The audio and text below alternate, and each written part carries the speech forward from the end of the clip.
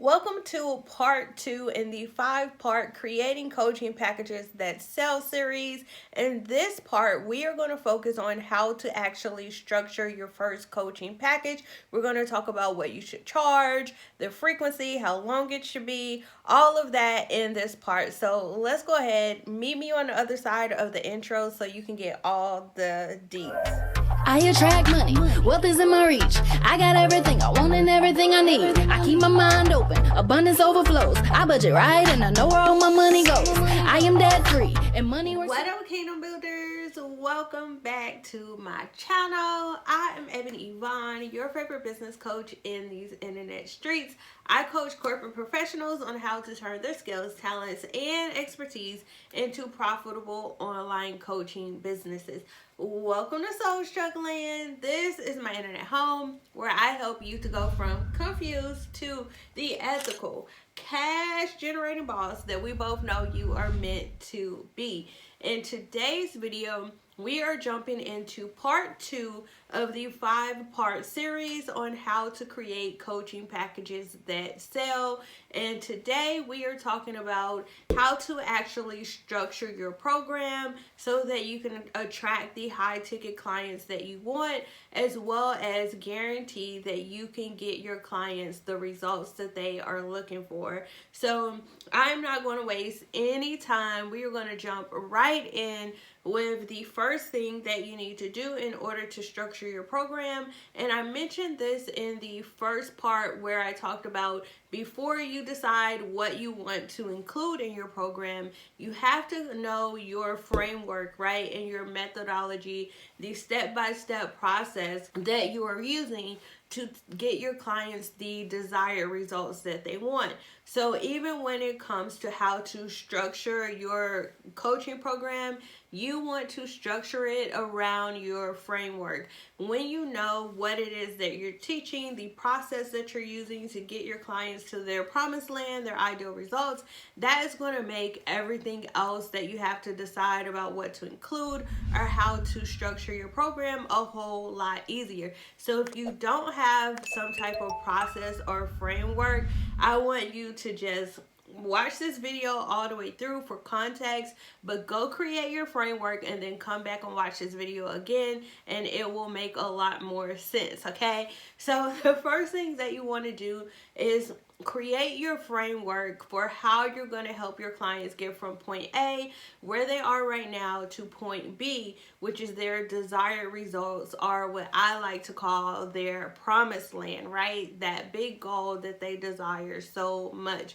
So once you have your framework, that is going to help you determine the next part in structuring your coaching program, and this is going to be the length of your program. The length of your program will depend on your process and how many steps or how many milestones your clients have to get to in order to hit that end result. So using my P2P blueprint as a framework, as an example, if someone enrolls, they're starting from scratch, they want to turn their corporate expertise into an online coaching program, then I'm going to invite them into my 8-week accelerator. The reason why it's 8 weeks is because there's 1 week per each step inside the P2P blueprint, but then there's an additional week for onboarding. So you may want to do something similar where basically the first week is just for them to complete any paperwork, contracts, agreements that you may have for them to do. You also can use this for an orientation process so that you can onboard them, get them acclimated with your coaching style, where to find things if you have a certain folder or you're using a course to supplement, where people know where to go to get support, to get additional resources, all of that. So the first week is all onboarding, and then week 2 would start with the first step in the process. So if you were taking someone through a 5-step process, then you may want to have a 6-week program, have 1 week for onboarding, and then 5 weeks to actually go through the process. So that's going to be very important when it comes to structuring your program. You want to use your framework to help you determine the length and how long it should be. In addition to the length of your program, you also want to consider the frequency. So the frequency will be, how often are you actually meeting with your clients? Is it every single day for 14 days in a row? Are you creating a program that's done over a 3-day weekend, and so you meet with them every day for 3 days in a row? Is it on a weekly basis, right? If you are starting from scratch and you are doing one-on-one private coaching, I always recommend starting with a weekly coaching session between 45 minutes to 1 hour so that you can work with them on a weekly basis and then make adjustments as you see fit. But I go over all of that in part 1. So if you haven't watched that video, make sure you go check it out. I will put it in the pinned cards so that you can actually look at what to include in your coaching program. So let's keep moving to the next component of how to actually structure your program. And this is going to be the actual coaching type that you're doing. And this is going to be the format that you use to actually coach with your clients. So there are so many different types of coaching that you can do and formats as well. So obviously, you can do in-person coaching where you actually meet face-to-face with your client. You can also do online coaching where you meet with them virtually, which is what most people do these days. They are online coaches, which allows them to serve clients anywhere in the world from anywhere, right? So all of my clients, even my local clients that are here in the same city, I pretty much meet with them virtually. So if you're meeting virtually, you're probably going to use some type of virtual meeting tool. There's free conference call where you can get started for free. It is donations based. You also have Zoom, which is what I use, which is what's really popular with a lot of coaches, but the possibilities are really endless. If you want other options, let me know down in the comments and I can tell you some of the other meeting tools that are out there for you to use depending on the type of coaching that you're doing.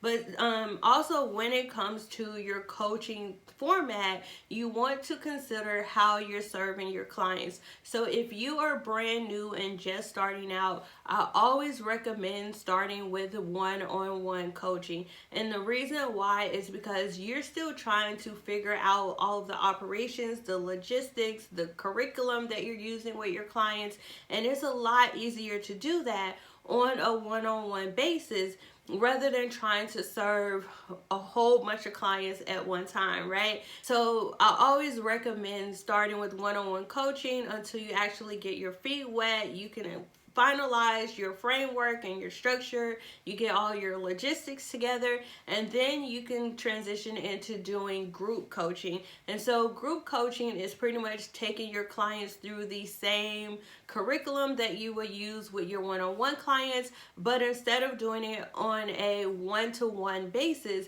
you're going to do it on a one-to-many. So you can have a group session where you see maybe 5 students or 10 students or even more at one time in order to get them all to the same result. In addition to one-on-one coaching and then group coaching, you also have what I like to call static coaching. And static coaching is basically where you are basically giving someone the tools and resources, but they actually go through the content with your resources at their own pace in a self-study, self-paced type environment. So a good example of this is if you have online courses or if you have like a guided workbook that you give people, right? And you just send them a workbook in the mail and they go through, complete the exercise and do all the assignments at their leisure on their own time. Or if you have an online course where people just, they pay for the course, they get access to the content and they go in and they just go through the course lesson by lesson by lesson. So you are still coaching them in the sense that you created the curriculum for them to follow, but they're pretty much doing it on their own at their own pace. And so I know some people don't consider courses to be coaching, but to me it's just like a hands-off approach to coaching. That's why I call it static coaching. Now, last but not least, in addition to one-on-one, group, and static coaching, you also have what I like to call hybrid, which is my preferred coaching style, where you mix some of the different coaching formats together. So for me, my ideal coaching style is I like to do either group coaching, partner with a course content, or I like to do one-on-one private coaching on a bi-weekly basis where we meet every other week. And then you also have access to video lessons in a course format as well. So not only do you get personalized attention from me, but you also have the on-demand content that basically teaches you how to do all of the things. And then when you get into your coaching session with me, then I'm basically just making sure that you're moving along through the process. You have a dedicated time where you could ask questions, you could get clarity, you could get feedback that's personalized to you based on how you already consumed and interpreted the content that you had access to. So hopefully that is making sense. I'm finding that as coaching evolves more and more people are starting to go towards the hybrid coaching model, to either where I think I'm the only person that I'm aware of that offers like private one-on-one coaching with a course, but I know there are other people that offer like a course plus group coaching, or like a course plus some type of online community for support.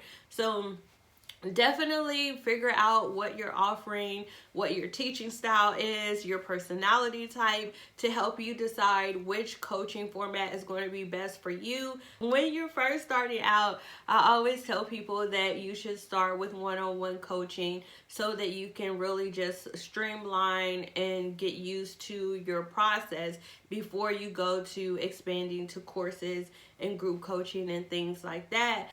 All right, now last but not least, I know that everyone always asks, what should I charge? I don't know how much I should charge for this. What will people pay? And when it comes to pricing your coaching packages, I'm going to give you a general rule of thumb, but then I'm also going to explain a few caveats to that, okay? So first things first is, if you are doing private one-on-one coaching, I recommend at a minimum that you start out charging at least $1,500 per package.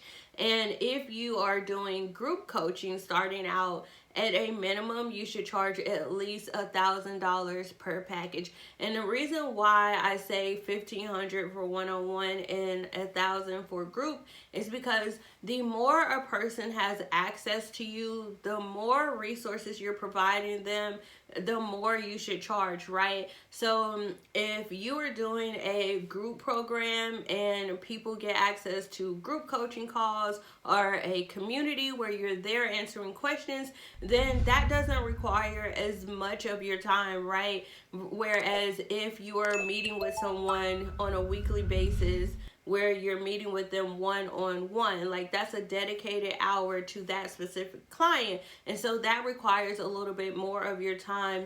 You have to stay on top of where that person is, the progress they're making, what you went over last week, and all of that. So because one-on-one coaching does require a little bit more attention, you definitely want to charge a higher price point. So when it comes to the specific dollar amount that you charge, really this is something that's very subjective. It really depends on you, your expertise, the value that you're offering to your clients, and just there's so many different factors that goes into pricing. It's really not a science when it comes to pricing. Pricing is something that's more of an art, right? So you have to find out your specific sweet spot. So just as a general rule, I always recommend, if you're doing group, start with a base of $1,000 per package, and if you are doing one-on-one, start with a base of $1,500. And you may want to go up based on your expertise, based on the value. Something else that you want to consider is, when you're pricing your package, I always like to literally price my package based on the amount that I want to charge. So I know some people do this the opposite, where they'll say, okay, like I'm offering one-on-one coaching calls, I'm offering a community, I'm offering a guided workbook. So how much is each one of these things? And then they'll add up the total. And how I come up with my pricing is by the complete opposite. I reverse engineer everything. So what I mean by reverse engineering is, so I'll think about like, how much money do I want to make from coaching? From this income stream, how much money do I want to make? So just for a general rule of thumb, I know most online coaches, the starting goal is to get to consistent 10K months, right? So if I want to get to consistent 10K months, let's say I only want to work with 5 clients per month. And in order for me to get to 10K months, that means that I have to have 5 clients at $2,000 per person. So I will say, okay, in order for me to get to that goal, I need to create a $2,000 package that I can offer to my clients. And so for me, I start with the price point and then I work backwards. If I'm offering a package for $2,000, then I want the value for that to be $10,000, right? I always want my value to be 5 times of what the actual price point is. If I'm offering a 2K package and I want the value to be $10,000, I'll start reverse engineering. I'll say, okay, what value can I add to my client to get to this 10K? Okay, so I'll say, oh, I could add this. I could add a weekly coaching call. I can add a course module. I can add a workbook, right? And so I just start adding things that I know are going to help my clients get to that $10,000 value point, and then I can charge $2,000. So I'm basically reverse engineering it, starting with the price point first, and then deciding what do I need to include for this price point to get to this value. So hopefully that is making sense. I know a lot of people, basically they'll look at the market and they'll say, what are other people charging, right? And then they'll try to base their pricing somewhere in the middle, or either they'll say, okay, like, well, I want to be cheaper than everyone else out there. And the problem with this is, if you base your pricing off of everyone else, especially when it comes to Black women of color in the online coaching space, we typically end up charging a lot less than other people, right? We undercharge for our services. So if you're basing your prices off of Jessica and Keisha and Ashley, and they're already undercharging for their services, then you're also putting yourself in a position to undercharge as well. That's why I don't recommend just looking at what other people are charging. I think you set your price and you decide, okay, this is what I want to charge. I want to create a $1,000 package, a $2,000 package, and then you decide what needs to go in that in order for you to deliver your customers the value that you want. So that is my approach to pricing packages. You may know other people that have different strategies. Let me know in the comments if that makes sense to you, and how much do you want to charge for your coaching package. And let me know in the comments, and we can reverse engineer to see exactly what to include in your specific package so that you can get to the price point that you want to have. All right, the only other caveat that I have when it comes to pricing is, what if you don't have demonstrated results, right? If you don't have demonstrated results and you are starting from scratch, you've never done what you're offering before, then what I recommend is starting with beta clients. And when I say beta clients, I know there are people who will tell you to work for free. If you want to work for free, that's your prerogative. You can do that. But I recommend starting with what I call introductory pricing, or a beta rate, right? And so with this, you're still charging a fee for your coaching services. You're just not charging them the full retail price that you would charge when your program actually is released in the market, right? So for example, when I launch a program, I'll typically start out with introductory pricing, and I'll do that to make sure I'm able to get people results. And then once I have results, I see people are getting value and the program is structured the way I want, then it's like, okay, I have social proof that it works, but then also I know that I can charge a higher price point because I've already been able to get those results. So definitely go the beta testing route. Again, you can charge a discounted price. Beta testing does not mean free. All right, you can still charge for, just charge a introductory rate, a starter rate, whatever, so that you can get those results and validate your offer before you actually just start promoting it to the public and get a whole bunch of people that you're not 100% sure you're able to get them the results that they want. So that is the advice that I have for you when it comes to how to structure your coaching program. Remember, this is a 5-part series. This is only part 2. So make sure you hit that subscribe button and come back next week where we'll be getting into part 3 of how to build coaching packages that sell. Let me know in the comments below this video, did you find this information helpful? Do you still have any questions about how to structure your coaching packages? If you want personalized guidance and feedback on how to build your coaching program, then come on over and join us in Kingdom Built Society. I will leave the link for you down in the pinned comments below. Until next time, I want to thank you guys so much for stopping by my internet home. Make sure you like, comment, and subscribe. And until I upload a brand new video next week, feel free to check out these 2 videos right here. This playlist if you are really about that life. And I will see you guys in the next one. Bye, y'all.